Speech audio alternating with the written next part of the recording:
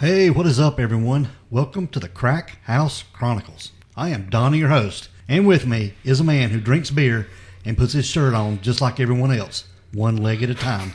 It's Dale. What's up, man? Hey, how are you, bud? I'll tell you, that would make it easier to go take a piss, wouldn't it? I better not say that. That would make it easier to go to the restroom. Yeah, you got that right.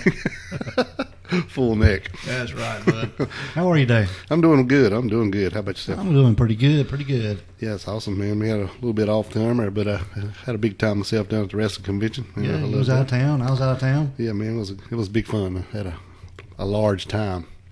Large time. Yeah, I usually go to that thing about every year, so it's always a blast. Good day. Yeah. You was in air conditioning, wasn't you? Yes, sir. Yeah, I wasn't. No. I was in the elements. He was in the Congo. Yeah, in the Congo. Out there laying around with snakes and that kind of stuff. Yeah, snakes and skunks and skeeters. Let's had beers and wrestlers. Beers and wrestlers. Yeah, that kind of thing. I got you. A few more odds and ends. Might have a jar or two running around. Yeah. We had a big time. Good deal, man. Yes, sir. Love it. You got any shout-outs for us, man? Oh, yeah, we do. We got a couple. I'd like to give a shout-out to Debbie Crum. Thanks so much for your Apple Podcast 5-star review. And, right. Debbie Crum. Yeah, and it says you're local, so shout out to local, man. We love that. We love it's really local. Cool. And we had a pretty good comment on YouTube, man, from Lewis Griffin. He commented on our Scott Wilson Williams episode. And what was that he said? Talking about how he lived right across the road from where he lived. Right. And he actually went in the house and the smell is still there. Wow. He also said that they moved there after the fact, and they were told all about the story later on. But he said it is kind of creepy living there. So he bought the house across the road, and then they told him about it? Yeah, after all the murders took place. After he bought the house, too? Yeah. Oh, yeah, by the way. Yeah. But, that's cool when we've had several people actually, comment on stuff on former episodes about they were pretty close to what was going on and give us a little inside info. And some of them we hit back, some of them answer, some of them don't. But it's pretty cool to hear that kind of stuff. Yeah, especially people that are local to the case or know the case personally. That's right. That's really interesting to hear. Right there in the mix of it. Absolutely. Yeah, I guess you can get out your 5-star hammer if you want to go to banging. Yeah. Like Debbie Crum did. That's right. Thank you, Debbie. Yeah, go to Apple Podcast, click that 5-star, click it, rate and review. It sure helps the cause out. It really does. Yes, I promise. Yes, it does. And get you a T-shirt off the website. Order you some kind of Crack House merchandise. It helps the cause. Yeah, if you don't want to do that, you can always just pop over and drop a little cash in the gas fund. We appreciate it. Yep, helps keep the lights on. Yes, it does. All right, Dale, we're going to get into our episode, but before we do, this is our first episode that we are including a guest to do our outro message. Yes. And our catchphrase, if you will. And our first victim for this episode is Sandy Carlton. None other than Sandy Carlton. Sandy is the host of Big Sound Small Town podcast. Yes, he is. And he's from right here where we are. Yes. Local fella, and he's a real good guy. And go check out his podcast. It's really cool. He highlights local musicians and bands and that type of stuff, and you might learn something. We listen to him, and he listens to us. That's right. We've been down to check him out and doing some stuff, and we thought it was appropriate for him to be number one. Absolutely, yeah. We love you, Sandy. Sandy's a big supporter, and we support him. We love it. That's right. And you can be one, too. All you got to do is just shoot it in on Crack House Chronicles at gmail.com. That's right. All just got to be a little MP3 or something. You can just say the words and send them over, and we'll pick one and do one. I think we're going to do it maybe once a month or something. Yeah, it'd be cool. Unless we get a shit pile of them, then we'll do a couple more than that. But yeah, if you want to just do it and make it your own and change it up a little bit and make it fun. Yeah, original. We don't have to try to copy us. Just do however you want to do it. We want to have some fun with this. But stay tuned to the end of the episode and hear Sandy's is pretty cool. Yeah, we like it. All right, man, we are going to get into our episode. All right, where are we going today? Yeah, we're talking about Skylar Neese today, Dale. Okay. And she had two best friends, and they were a mix of three girls. Three girls. Yep, and you always hear the old saying, two's company, three's a crowd. The old third wheel. Yeah, third wheel. Well, these girls were really good friends, but Skylar was always like a third wheel. Well, not always. But. No, not always, but Skylar Neese, she was friends with Sheila Edding and Rachel Schoaf. Right. But Skylar and Sheila were best friends for, I guess, since the second grade when they were in school. Yep. They'd met at a local community function, I think it was. Yeah, community center or something. Yeah, they didn't go to the same school or anything, but I guess they became good friends, and the parents just, let them hang out Right. certain times, and they just stayed friends over the years. But this story takes place on July the 5th, 2012. The bulk of it does. Right. And this is when Skylar got home from work. She lived in Star City, West Virginia, and she was working in Wendy's. And she got home that night. And Sheila and Rachel had been texting her to go party afterwards. Right. Yeah, they were going to come and pick her up. Yeah. And they were going to go driving around and, I guess, smoke a little pot and do some things. And just go cruising or whatever. Yeah. Joyride, I guess you say. I guess that's what it was. I don't know. And Skylar left her apartment that she lived with her mom and dad. She kissed her parents goodnight, and there is surveillance video of her leaving the apartment. Yeah, hopping out the window. Yeah, she locked her door after she kissed her parents goodnight, went out the window, and got in a car. Right. And that was the last time Skylar was ever seen. Right. So we're going to backtrack a little bit and talk a little bit about who Skylar was. Right. Now, her full name is Skylar Annette Neese. And Dale, she was born to Mary and Dave Neese on February the 10th, 1996. Wow. Yeah, it's not very old at all. She was 16 at the time all this took place. Yeah. And she was a great student. She was often described as being intelligent, compassionate person, but stubborn at times. All of them. Now, yeah. Now, Skylar was an only child. Mm-hmm. And she grew up and went to elementary school in Cheat Lake, West Virginia. All these names sound fake, don't they? Yeah, they kind of do. Star City sounds like something off a TV show. Yep. And this is right near the town of Morgantown, West Virginia. Like we said, when Skylar was in the second grade, she met Sheila Edding at this community center. It was like a neighborhood house, I guess. It was right outside of Morgantown. Now, Sheila was born on September the 29th of 1995. And like Skylar, she was an only child. Right. So they probably had that in common right off the bat. Right off the bat, yeah. And her parents were Tara and Greg Eddy. Now, just a little bit about Sheila Edding. Sheila's father had been in a serious car accident, and it left him partially disabled and unable to work. And they divorced in 2000. So I don't know if the divorce was part of the accident or what. I don't even know. But Sheila's mother remarried, and she married a guy named James Clendenden. And we don't know how long this was either. No. Afterwards, okay. And the family moved to Morgantown. And Sheila and Skylar teamed up again as freshmen at University High School. So this is the first time they've been to school together. Yes. Right. Okay. But they've still been friends, but Right. they started. But now they can go to school together. Absolutely. And they were a pretty good force to be reckoned with. Oh yeah. Yeah, they were freshmen in University High in October of 2010. University High. That's another one. It's like Star City. University High. Yeah. It's like what's that Disney movie that had Kurt Russell? They were about 50 of them. No, they were superheroes or something. Hell, I don't know. You know what I'm talking about, though? Right? Yeah, I do. I don't know. Sky High. Yeah, I think that was it. Sky High. That's what it reminds me of. Yeah. Okay. Anyway, now there's a lot of people noted how Sheila and her new stepfather, could suddenly afford things that she could only have dreamed of a few years earlier. I guess when Well, your dad not working, and I'm sure everything was on a limited income then, and now maybe the stepdad has a little bit of cash, so he's probably going to spoil her a little bit. So the stepmom made a move up. Yeah. Pretty much. I mean, yeah. Married up. I ain't hating on her. No, huh? I mean, you always try to improve yourself. Right. But some people have claimed that Sheila used her sexuality to become more popular in this new school environment. Well, I ain't going to say it won't work.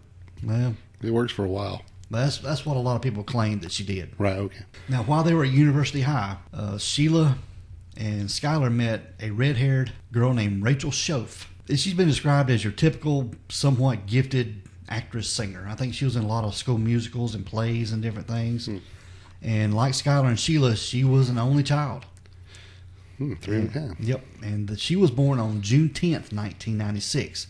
And like Sheila, her parents, Rusty and Patricia, were also divorced. But Rachel was very religious, and she was had attended a Catholic school before going to University High. But they started hanging out together and getting into trouble. They were drinking, smoking weed, breaking curfew, and just teenage stuff, I guess. Right. I guess that's what they do.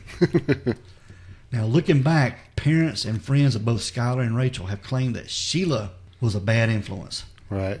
Even Skylar's cousin Kyle described Sheila as a bad seed. She's the bad seed. Mm-hmm. And some of Skylar's friends avoided hanging out with her when she was with Sheila, and they described as her being mean and controlling. So she's mean, controlling, drinking, smoking weed, and being sexually active. Yeah. So she's checking all the boxes. Yeah. And Skylar's hanging out with her. Right.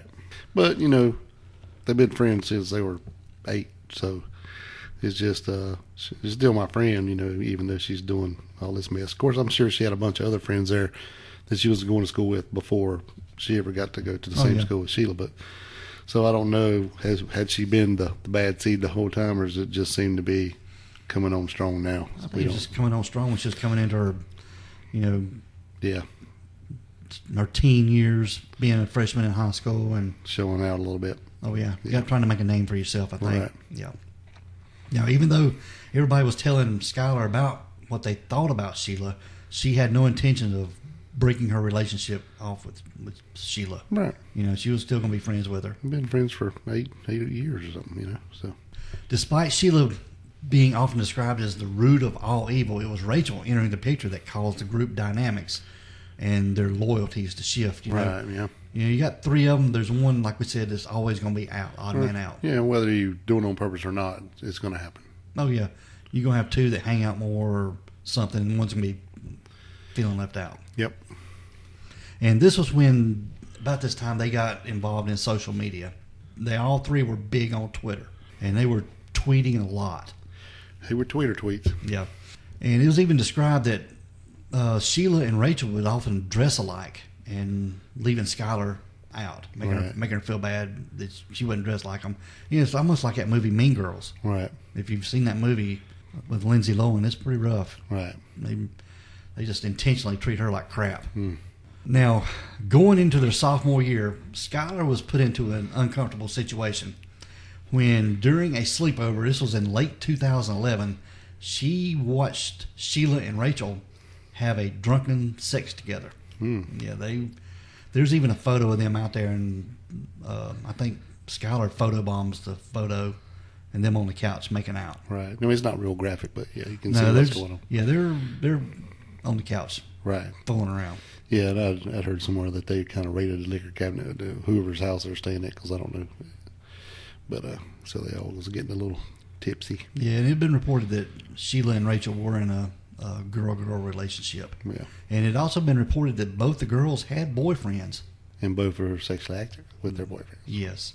So, yeah, Skylar, at this point, knows a lot of information on these girls. Right. And I think Skylar's the one. To them, she's coming off as like the little sister because she don't do none of this stuff. Mm-mm. So they're probably, that's kind of why they're shunning her a bit here. Yeah, Skylar, she's, straight A student, doing the right thing. Yeah. Had big plans, had a job. Yeah. All this stuff. Yeah. I think she was going to school. I think she was wanting to be a criminal lawyer or something. Something like that. Yeah, be a lawyer. Yeah, and like we said, they were constantly on Twitter. Now, there was one time, Dale, they were on Twitter, and Skylar even tweeted on September the 6th, 2011, and she said, "I'd tell the whole school all the shit I have on everyone," which is a lot. And she put a lot of T's. Yeah, lot. Hashtag, if I could get away with it. Right. And there were arguments off on Twitter between Skylar and Sheila, and it seemed to get a lot worse. And the tipping point came in early 2012.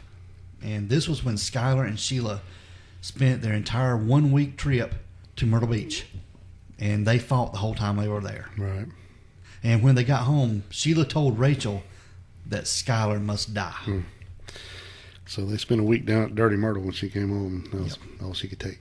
No. Now, I think they had usually been taking vacations together since they were small. I think so. So it wasn't new for them to be hanging out for vacation for a week. No.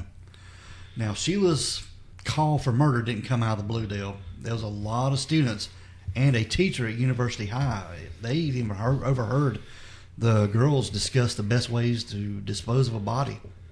This was in October of 2011, and it was given during a biology class. So they were focusing on, I think, forensic science.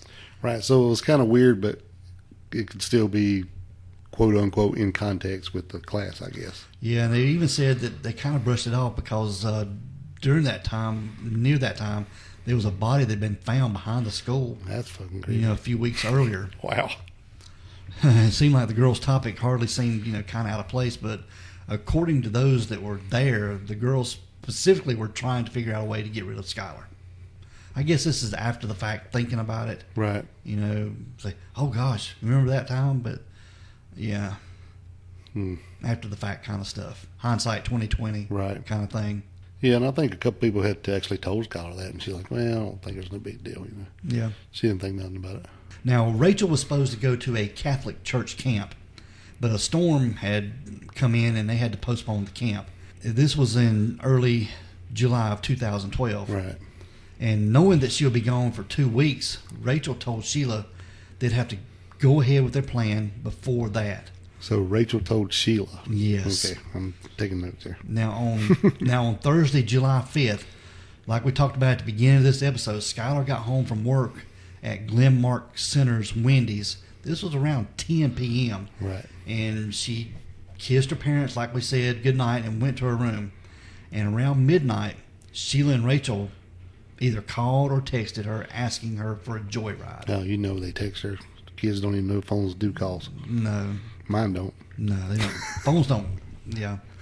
Yeah. They're just text machines. Yeah, text machines, that's right. Now, Sheila parked her car next to the Neese's apartment on Fairfield Street, and Skylar snuck out of the house.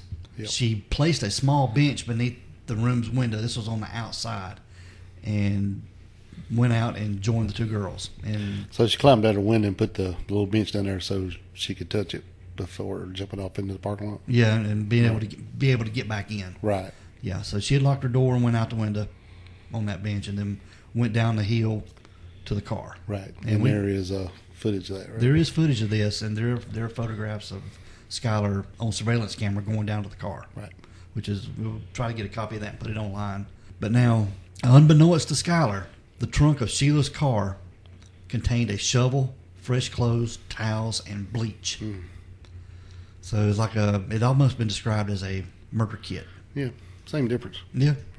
Sheila and Rachel had originally planned to follow Route 7 west through Cassville and continue toward Blacksville. But a police car was parked near an intersection linking Route 19 to Route 7, and it scared them off. And then they took an alternate route north through Mount Morris and then headed west toward Blacksville. And this was roughly 2 miles west of Blacksville, and it was on a road near Brave. I think that's the name of the town, Brave. Yeah. And the girls turned north, crossed some railroad tracks, and drove into Morris Run Road. And this is a kind of a lonely one-lane road. Yeah, it's very small. Yep. And the road was familiar to these girls because they had been on it many times. I guess they go over and smoke their pot and go party. Yeah. Little party spot out there in the middle of nowhere. Yep. And Sheila parked her car on a spot about a mile into the road. Right. And they chatted for a while. So they had gotten out here, and they were going to go. They were probably hanging out and after the park, burn some weed or something. Yep. Okay. Now I think Sheila had mentioned that she couldn't find her lighter. Right. And Skylar went back to the car to get her lighter. Well, she turned around and tried. Well, when she turned around, the girls had hidden, I guess, knives in their hoodies or their clothing somehow or another. In their hoodies, yeah. And when she did... When she turned around. Yeah, the two girls, Rachel and Sheila, counted to 3. 1, 2, 3. And they started stabbing Skylar. Right. Violently. Yeah. They had knives hidden in their hoodies the whole time. Man. This tell you what, doing research on this is pretty rough, man, because, when you first hear it, you go, this is a good case to do, and you listen to it again, or you read more on it, and then you go, man, this is kind of making me sick, because the whole time these girls are texting her, wanting her to go out and hang out with them and stuff, they planning on killing her the whole time. The whole time. Riding up the road. Riding around in fun, we're going here.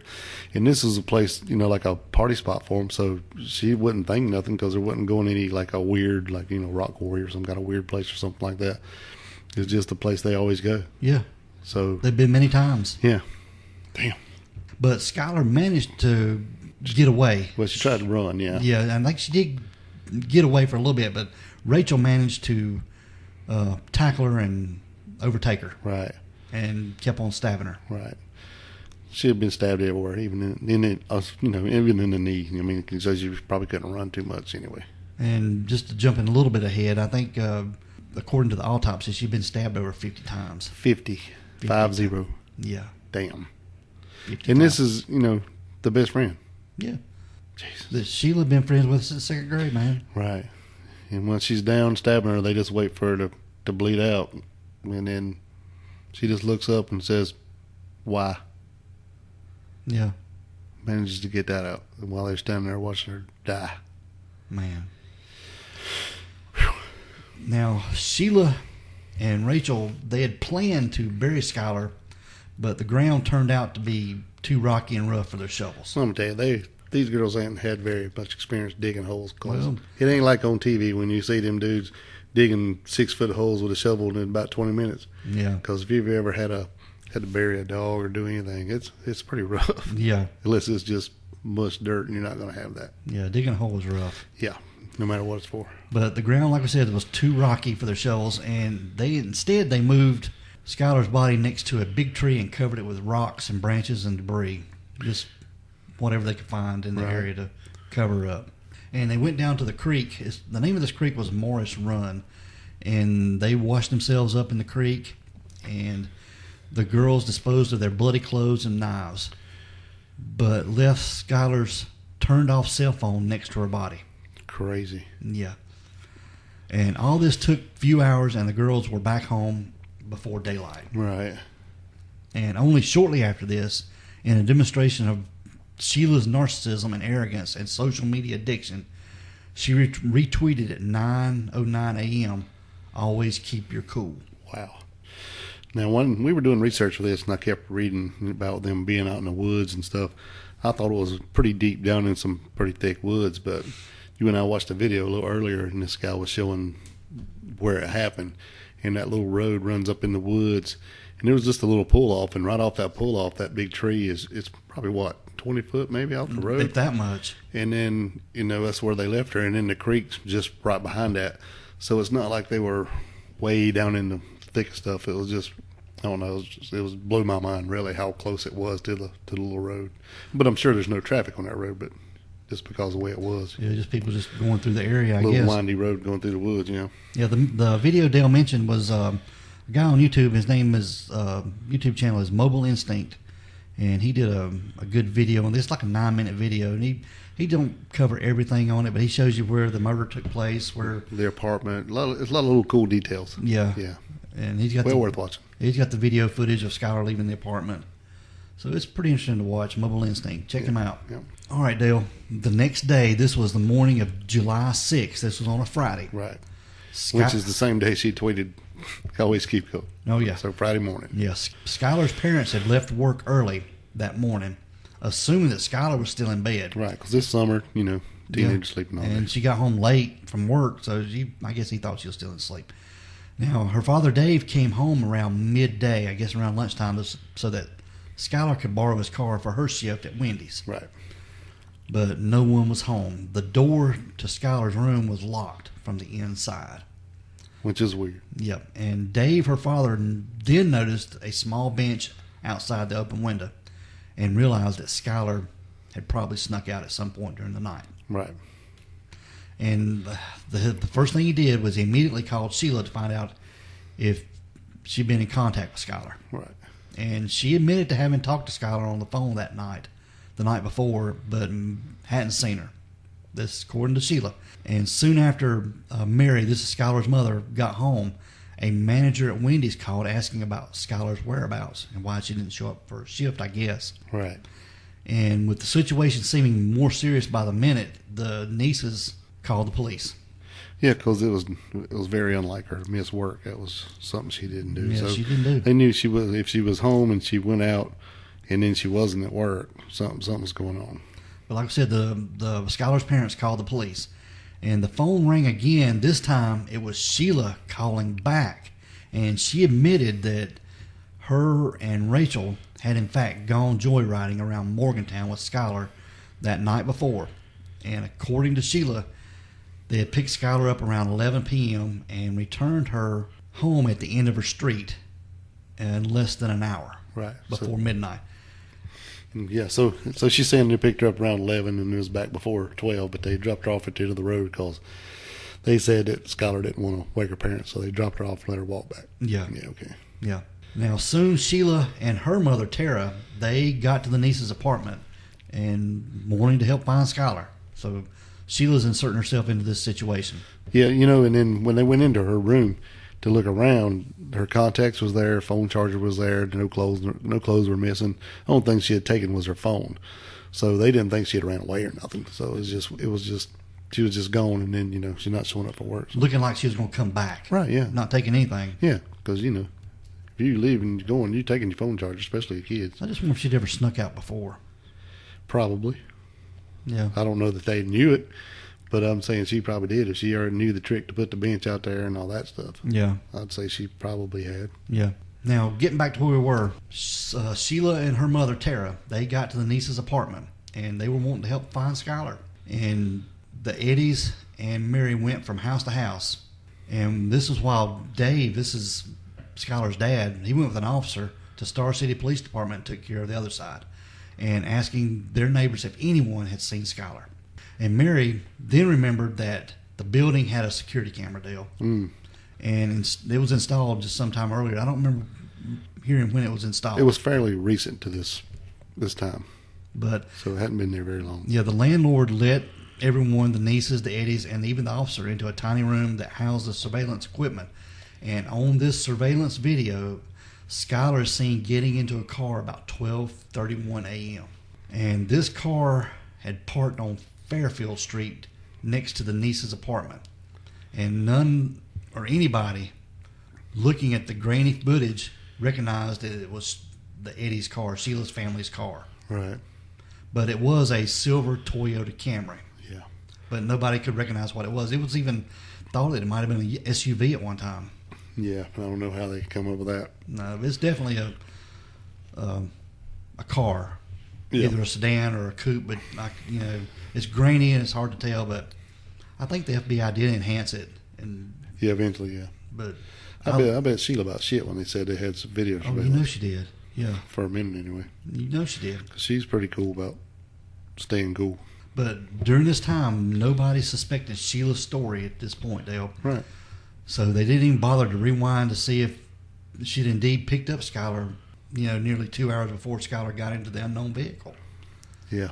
That's what gets me. That blows my mind, too. Yeah. Now, Dale, considering the video evidence, the officer suggested to Skylar's parents that they give it a few days. Well, yeah, because, it looks like she just jumps out and runs and gets in the car. It's not like she's been forced or drug in or anything like that. So, yeah. Looks like she went on her own accord. And just ran away with somebody and right.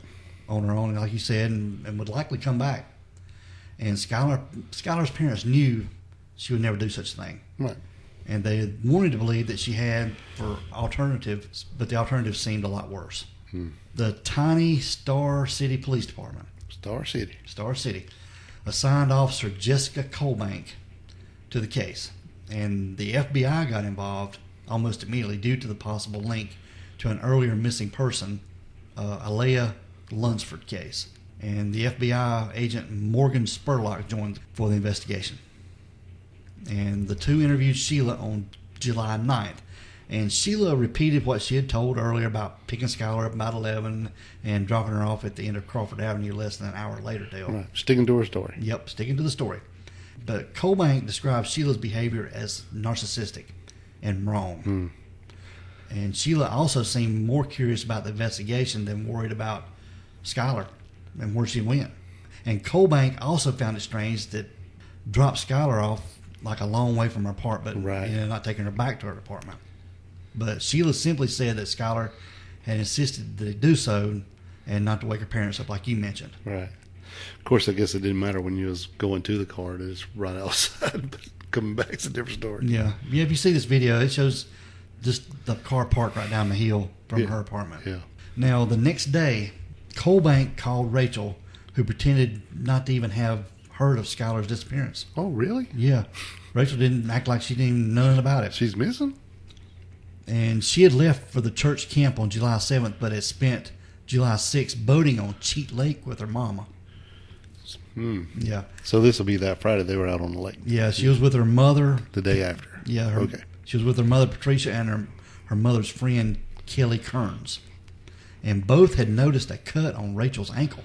Right, because during all that struggle, when we said that Skylar was about to get free or whatever, she actually got a hold of the knife and cut her on the ankle. Mm-hmm. So isn't this probably a pretty gnarly looking cut? Yeah, but they had noticed that cut on her ankle, and it was agreed that Rachel would show up face-to-face interview once she got back from camp. As soon as I get back, I'm coming. Yeah, I'll be there. But she never showed up. Nope. And when Colbank later got a chance to interview Rachel face-to-face, she told the exact same story as Sheila. It's like verbatim, right, word for word. Like they were reading off the same paper. Yeah. Yeah.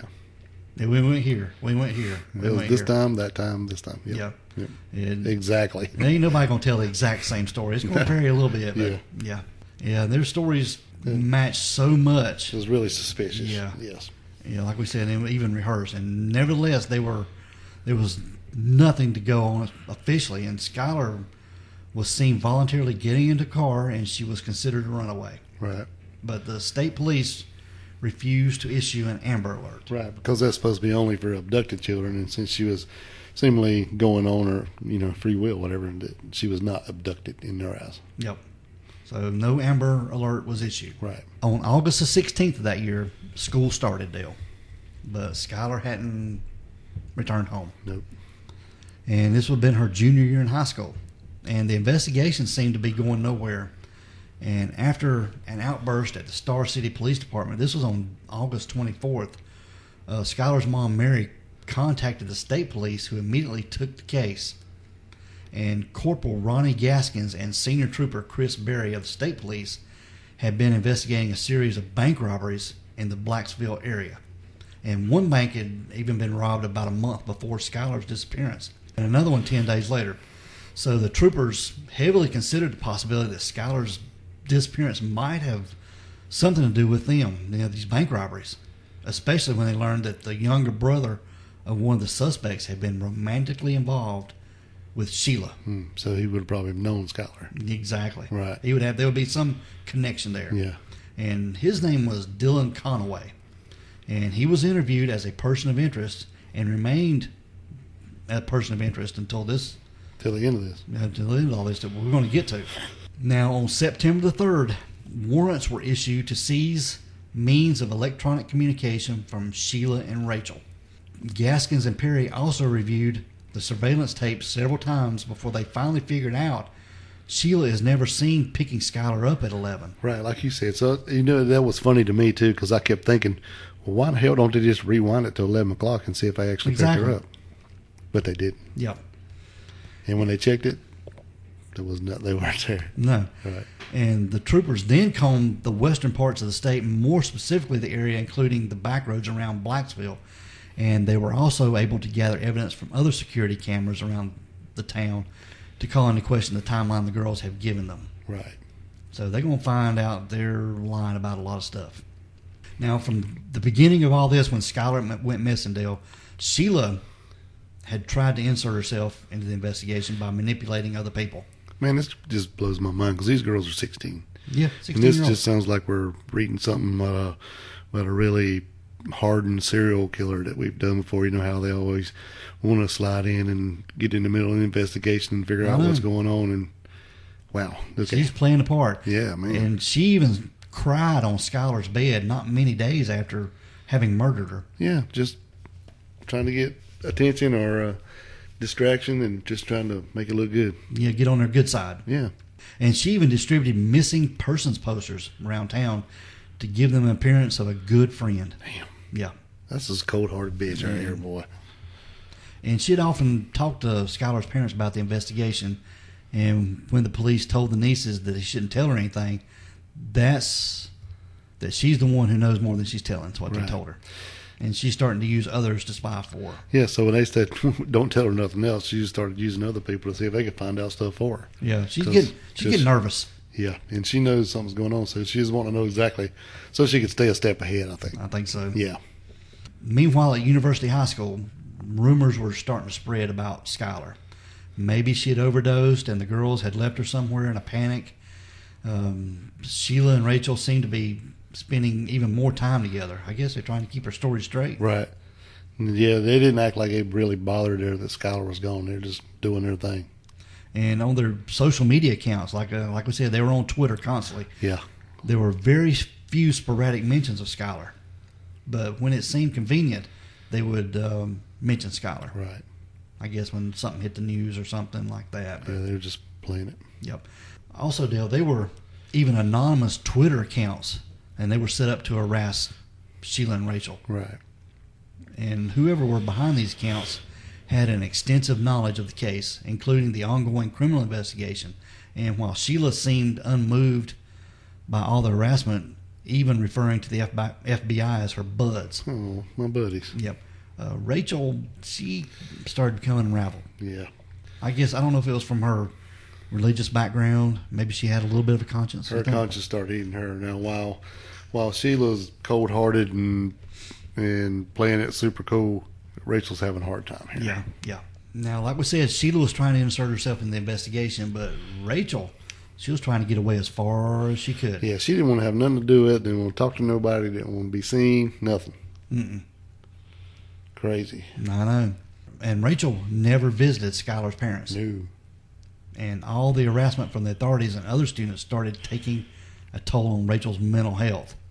And when she started to show signs of falling apart, like sobbing in front of Sheila, Sheila had no other response but to view her as a weakness. Yeah, so it's probably just, you make me sick. Yep. But they did get cell phone records and security camera footage that the girls had been seen near Blacksville that night that Skylar went missing. Okay, so that's what I was going to ask that question, if they had ever, checked her cell phone records or pinged anywhere it was last seen. Now, I know they cut it off, or it was off when they left it, but it was still, so apparently they did if they knew they were out that way somewhere. Yep. But it did show that Skylar had been texting with the girls when she was supposed to be, and according to the girls' initial story, joyriding with them, the authorities probably helped push Rachel into changing her story. And now she claims Skylar had ran off into the woods near Brave, and that she and Sheila had been unable to find her. So now we're changing her story again? Yep. They keep changing her story. Well, plus, if they were looking at their cell phone records, they would know that she was texting them while she was supposed to be with them, if from this 11 to 12 gimmick, Mm-hmm. Now, polygraphs for the girls were arranged, and this was in mid-December, and Sheila took hers at the state police department, and Dale, she failed. Oh, really? Rachel was supposed to meet up with her attorney on Spruce Street before the polygraph, but she, while on her way there, she jumped out of her dad's car. Yeah. And ran away. Yeah, she ran all the way to Tara's office, which was Sheila's mom. Yeah. Yeah, Sheila's mom's mom, office. I guess, I don't know if they were, I think Sheila's mom, Tara, she knew more than she was saying. Yeah, I think so too. I think they'd told her some stuff. Yeah, probably. Now, this Jessica Colbank that was leading this case, she had been taken off the case when she called Tara a tool for appearing to stonewall the investigation. Right. Yeah. So she was, I don't know. A tool? That ain't too bad, really. Man. I've been called a lot worse. Yeah, tool. Now, on December the 16th, happy birthday to me. That's my birthday. For real? Yeah. Well, happy birthday. Yeah, well, thank you. And Christmas was coming pretty soon, and Skylar not any closer to coming home. Mary posted a long and detailed message to her Facebook account. And the post detailed the various steps that had been taken so far by the law enforcement and the community to find Skylar. And Mary also called Sheila and Rachel out for lying, and even bluntly mentioned the possibility that Skylar might have been murdered. Ooh, yeah. After all, Skylar had been a victim of an accident. Why not come forward when both the girls had been offered full immunity? Yeah. Yeah, because that's pretty bold to do something like that. But she knew something. She knew something was up, and their story was bullshit. Yep. Especially when they kept changing.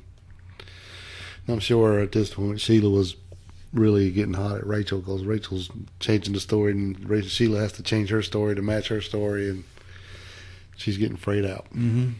Now, they were trying to get better control over Rachel's increasingly erratic and aggressive behavior and to keep her away from Sheila and Tara. Right. Patricia and Rusty, this was Rachel's parents. Rusty had decided to move back in with them. Yeah. And Rusty's place in South Park had been a sanctuary for Rachel, who often fought sometimes violently with her mom. And living with Rusty had allowed her to see Sheila more often. And Rachel was unaware of her parents' plan when she and her mother were coming home on December the 28th for a Christmas holiday in Virginia. But Rachel started running around the neighborhood screaming. Yeah, basically they pulled up in the driveway and her daddy was there, and she's like, what the hell? Yeah. Yeah. And she got out screaming, "You're ruining my life." And it was a big confrontation in the driveway. Wow. And it escalated into a physical altercation between Rachel and her mom. And eventually Rachel barricaded herself in her room and threatened to kill herself. Imagine that. But they called the police. I think there's a 911 call on this where Patricia called. Let's see if we can find that. I'd like to find that. See if I can find that 911 call. Okay. And the police got there, and Rachel was taken to Chestnut Ridge, and this is a psychiatric hospital in Morgantown. Lock her down for a little bit. Yeah, lock her down. Well, now, while she was there, Sheila started getting nervous, because she's worried about what she's going to say while she's in there. So she tries to get in to see her a couple times. Mm-hmm. But he's It ain't happening. No. She tried twice, and they told her she was not to be allowed in. Yep. Now, Rachel was released from Chestnut 5 days later. Just 5 days. Yep. And on January the 3rd, her parents immediately drove her to her attorney's office in downtown Morgantown, where an interview had been arranged with Corporal Gaskins and a federal polygraph examiner. And the interview had originally been arranged for the 29th, but Rachel's breakdown, postponed this, and they had to change the date. Yeah, you don't want to do a polygraph when you're having a mental breakdown. Exactly. It kind of messes with that, yeah. But the investigators had wanted to give the interview as soon as possible, and as soon as Rachel got out, and to prevent Sheila from getting to her first, like we all talked about. Right. Now, being aware of Rachel's visit to Chestnut, the investigators were hopeful that the truth would finally come out, and it did, Dale. Only a few questions into the interview, Rachel uttered the words, "We stabbed her." Wow. Now, everybody's jaws hit the floor. Yeah. Because this whole time, nobody's even thinking this, I don't think. No. They were running with this overdose theory. Mm-hmm. That they thought, maybe she overdosed and they left her in the woods or whatever. Yep. So when this comes out, everybody's like, whoa, whoa, whoa, whoa, whoa. And when they asked Rachel why they did it, the only thing she come up with was, "We just didn't like her anymore." Yeah, right. She said they had driven her to her. We told her she told them that they had driven her to a remote, back road near Brave, stabbed her to death, and buried the body. Yep. We just didn't like her anymore. And what the hell? I know. Rachel was going to take them out there to the place, but I think there was a bad ice snowstorm at that time, and it was 2 weeks before they could get out there. Yeah, let it melt some, I guess. Yeah, let the roads clear up a little bit. Yeah, because that is a tiny road. Mm-hmm. But 2 weeks later, like I said, on January 16th, the investigators returned to the spot, and this time with a K9 unit, and the snow had mostly melted. And while the dog's handler was picking up a GPS tracker that had fallen off the dog, he noticed skeletal remains under a pile of branches. And this was 6 months after Skylar had been disappeared. She was finally found. So I guess the dogs didn't find him. Luckily, the collar fell off, and he found him out. Yeah, he found him himself, yeah. Wow. But like I said, if they knew where the tree was, how could they not find her? It was Exactly. just right there. Yeah. And during the following months, Rachel was allowed to roam free while the investigators were gathering evidence not only against her, but against Sheila, who had not and would never admit to the crime unless cornered. And Sheila must have received a warning from her attorney or something else. So, her and Rachel were barely in touch following their January 3rd meeting. Right. And she even tweeted the morning after that meeting, "First time I've been completely speechless." Followed by holy fuck. Yeah, I guess that's after she saw her, when she finally got to see her out of the hospital and when they were trying to get her to say something, right? Yep. Now, the very next day, on January the 4th, the investigators surprised Sheila and her family by serving a search warrant to seize every knife in their house and Sheila's car. and a few local newspapers mentioned that a body had been found in Wayne Township. This is in Greene County. I think there's a lot of Wayne Townships in Pennsylvania, but this one is in Greene County. I have no idea. Yeah, I think that's what I heard. And while nothing specific about the body was mentioned, Sheila would now have known that Skylar's body had been found and that Rachel, in all likelihood, had led them to her. Well, you know it because that was when they had found it. Yep, exactly. So after all this, Rachel and Sheila were being homeschooled for the remainder of the school year. Not just to protect other students, but to protect them as well. Yeah. And during all this time, they were still on Twitter and doing their thing. Yep. And they had even tweeted on February the 10th, happy birthday, Skylar. And another one posted, I hate the shit I think about all night. Yeah, that's Rachel. Yeah. Yeah, because you know she's on AO. Yep. Now, moving just a little bit ahead to March 13th, after the identity of the body had been scientifically verified by the FBI. Yeah, because what I'd heard is that the head wasn't there with the rest of the body, and then they had to find the skull. Yeah, I don't know if the that's skull true. was found in a different location. Right. Could have been animals. Probably, because they didn't say nothing about that. But, Yep. but anyway, I thought I'd throw that in there. That's why it took a little bit for them to identify the body. They had to find the head first. Yep. But nothing about the circumstances about her death was revealed, and Dave and Mary had already been told a month earlier without the details about what had happened. Right. Can you imagine what they were going through? No, especially after this bitch been over there helping them give out flowers and crying on the bed and all that stuff. And basically, since they'd been together forever, basically she was like one of their girls because, when your kids have friends and they're at your house all the time, It's like your own kid. Right, yeah. So you can just, man, what they felt. Now, on the day that they announced that it was Skylar's body, get this deal, Sheila tweeted this: "Rest easy, Skylar. You'll always be my best friend." And then returned to business as usual. And Rachel posted several tweets, including, "Rest in peace, baby. I love you and miss you more than anything. May you finally have justice." Wow. Yeah. Now, moving up just a little bit ahead, Dale, on May the 1st, as it had been agreed, Rachel surrendered herself to the authorities and her first day in court. And she was transferred from juvenile to adult status, as per West Virginia law, and then pled guilty to the murder of Skylar Neese. And she agreed to testify against Sheila in any trial, in exchange for the prosecution representing the state of West Virginia, and agreed to recommend 20 years for second-degree murder, which may yield anything from 20 to 40 years. And Pennsylvania agreed not to prosecute her, because I guess they figured technically she was buried in Pennsylvania, yeah. but she was from West Virginia, so Pennsylvania didn't get involved, but they just said, we'll let you handle this. Yeah, and you're already going to prosecute it as an adult, so Yeah, there wasn't no need to double it up. That's exactly. While all this was going on, Dale, Sheila was at a Cracker Barrel restaurant with her mother, and she was kind of getting antsy about the news of Rachel's incarceration, and it would soon be out. And State Trooper Gaskins and Special Agent Spurlock drove to arrest Sheila at her home on Clear Spring Drive, but no one was there. So Gaskins called Tara to say that Sheila needed to be questioned again, and Tara mentioned that they were eating at the Cracker Barrel. Yeah, and she'd bring her by later. Yeah.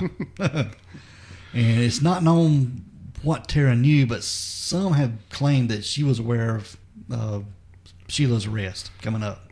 You think she knew? I think she did. And, taking her away from her apartment. So it wouldn't be at home. Yeah, right? taking her out to eat. Do it here in front of everybody at Cracker Barrel. Yeah, we'll just do it at Cracker Barrel. And the investigators then sent the nearest patrol to prevent them from leaving. And the patrol intercepted the Eddies at the Cracker Barrel parking lot as they were leaving the restaurant. Wow. And once Gaskin and Spurlock arrived on the scene, Gaskins arrested Sheila for murder.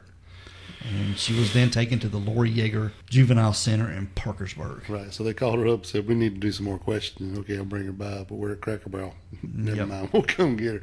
But they wasn't really looking for questioning. They just wanted to arrest her. Now, finally on September the 4th, Sheila Eddy was transferred to adult status. And this means that the authorities can now publicize her name. Right. And her before, I think they were just saying, Rachel and an unnamed minor. Yeah. Yeah. And her arraignment was held on September the 17th, where she pled not guilty to the charges of murder, kidnapping, and conspiracy. And the judge set the trial date to October 22nd. But her behavior attracted attention.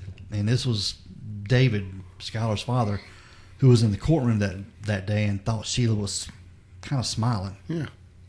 And whether she was smiling to mock or to signal that everything is okay or everything is unknown. But it's clear that her attorney had failed to teach her proper courtroom behavior, Dale. She's a piece of work, man. Yeah, I'm telling you. Now, her attorney, Michael Benninger, he made several motions, including motions to have the trial moved out of county and to have Rachel Schoaf's testimony suppressed based on her alleged mental health issues, and to set a bail and to have the trial moved to a later date. But Judge Russell Clogs denied these motions and agreed to move the trial date to February 2014 and later rescheduled to January 28th. They just moved it back. Yeah, with another pretrial hearing to be held before that date. So, yeah. Now, as soon as it was getting close to Sheila's pretrial hearing on January the 24th, rumors began to circulate on the internet that Sheila Eddy was going to throw in the towel and plead guilty. And the hearing was broadcast live on the internet, Dale. Wow. And as soon as she entered the courtroom, the rumors were confirmed. In stark contrast to her previous court appearances, Sheila started sobbing, and as soon as she sat down before the trial had even begun, Dale, she started crying. Do you think she's playing it up here? She might have been. And often she'd cling to her attorney for support. And if she hadn't realized it before, she was now at the end of her line. I mean, she knew. She's screwed. Yeah. Yeah. And Benninger explained to the court that after having thoroughly examined all the evidence, he couldn't come up with a reasonable defense to challenge. He couldn't do anything. Right. They had too much on her. Yep. So there wasn't even going to be a trial. I mean, it was just going to be a sentence. I guess he told her the best thing you can do is plead guilty and hope for the best. So in exchange for her guilty plea, the prosecution, Marcia Ashdown, agreed to the sentence of 15 years to life, and Pennsylvania agreed not to prosecute her. And after the trial, Dave Neese swore that he'd be at every parole hearing to make sure Sheila never walks free. So that's crazy. I don't see how her low end is lower than the other girls. I know. Well, I don't think this girl's going to get out first, but now I did see somewhere else where they said it was 20 to 40 for Rachel, but I also saw where it could be 10 to 30, or something. But now Rachel's sentencing began on February the 2nd, and unlike Sheila, who had put some effort into her looks, I mean, Sheila would go into the courtroom, looking all like a model. Yeah. Yeah. Yeah. Rachel looked as if she'd walked through hell. Yeah. Appearing pale, bloated, and she apologized and personally to the nieces, and she cried when the details of Skylar's final moments were described by the prosecution.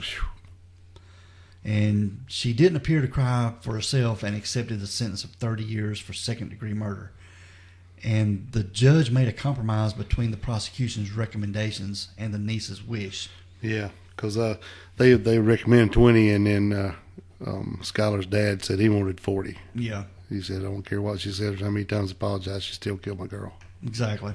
But now both girls are currently serving their sentences at Lacken Correctional Center, and it's about 150 miles southwest of Morgantown.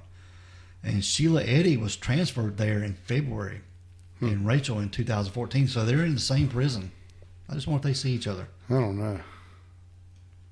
It's kind of weird they put them in the same one. Well, it wasn't that for a little while, but one was at one place, and one was at another. But they're both at the same place now. Right. So that's crazy. But now, just a footnote to this story, Dale. It's sad about Skylar. There was one little thing that happened. It was one good little thing that come out of this. The update to the Amber Alert system.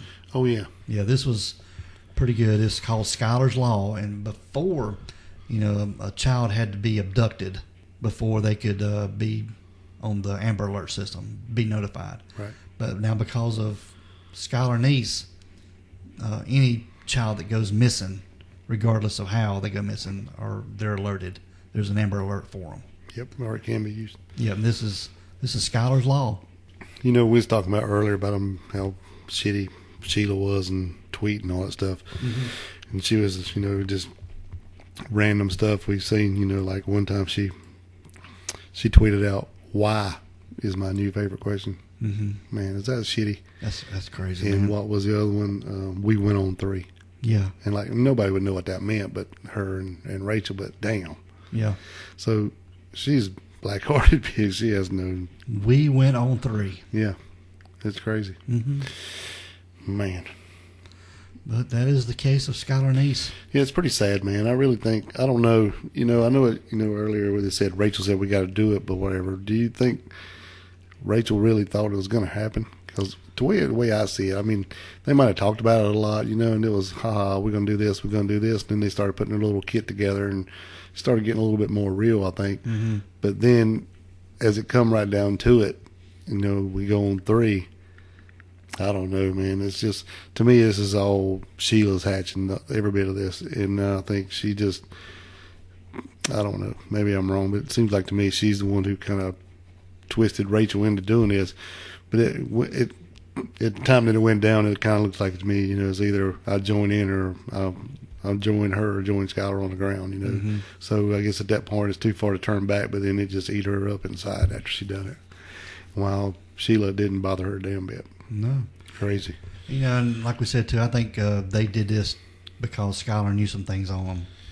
Yeah, that's possible. But, they also said Skylar was a pretty big advocate for, LGBTQ and all that stuff. Yeah, so they didn't know, well, why would she do that? But, I don't think that has anything to do with this situation, whether she's an advocate or not, because these people are just being shitty to her. And she's like, well, I can, she had photos and stuff that could come out, which eventually did. I guess. These photos are online. Yeah, I don't know how much more that she had, but that's that's possible. But why can't you just walk away if you don't want to be around her? Tell her, and you're out. Yeah, move on. You have to kill a girl. It's on. Pretty sad. Yeah. And Skylar being outed like that and being treated like that, she could have moved on. Yeah, she could have found more friends. Yeah. Damn, it sucks. Beautiful girl, 16-year-old girl. Yep, 3 lives wasted right here. Yeah. But those girls do have a chance for parole at some point. I would say that Sheila ain't getting out as long as Skylar's daddy's alive. Mm-mm. And I don't think she deserves to get out. No. The other girl, it's kind of questionable. She did what she did, but I don't know. Who am I to judge? That's it. So we'll wait and see. All right, that is the murder of Skylar Neese deal. Yep. All right. We want everyone to be safe, be careful, and always be aware of your surroundings, because the next episode could be about you. This is the Crack House Chronicles.